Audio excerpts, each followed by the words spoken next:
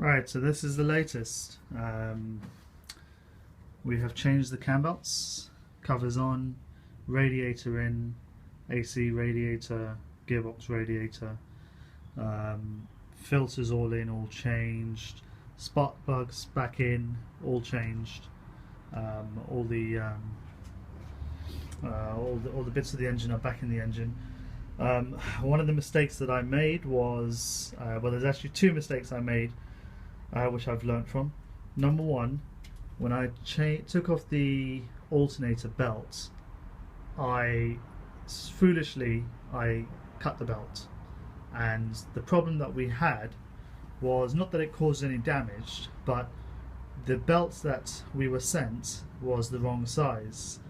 They sent us a 999, and in this model of the 456 it takes a 1019, so it's 20mm short.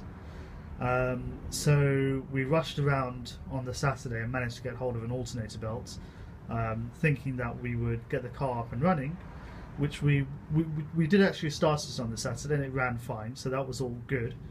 The other problem that I had, and again a mistake on my part, was when I sent the radiator off for repair, for reconditioning, there was a pipe which was probably on the radiator, which went with the radiator, and it's my mistake for number one, not taking it off, and number two, when it did come back, checking that it wasn't still on there.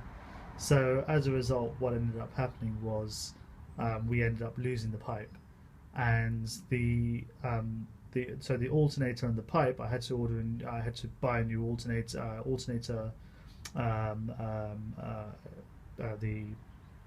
the belts, and that ended up costing me a little bit because I needed it quickly. And the second thing was the pipe itself cost me probably about £90 or £100, which again could have been avoided. But on the plus side, what I then was able to do was I was also able to get a few other bits and bobs that I needed. So for example, there's some rubber seals that stick onto the radiator where the fan belts are. So I've ordered those, so those need to be fitted in. There's also a cover which goes across here, so you can't normally see these radiators, and I've got the rubber seals, new rubber seals for those as well. So I've got that, which also needs to be fitted in.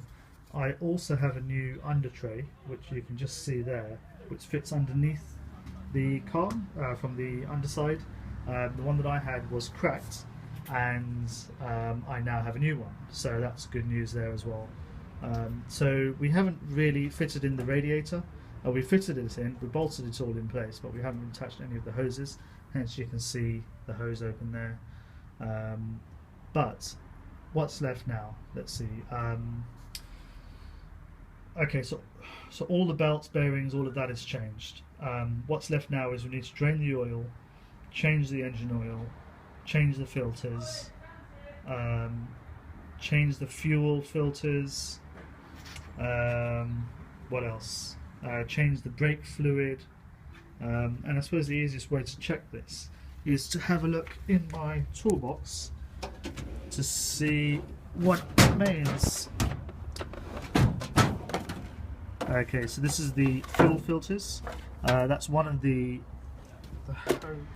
so in this drawer you can see we've got the oil filter on the right, the pollen filter on the left.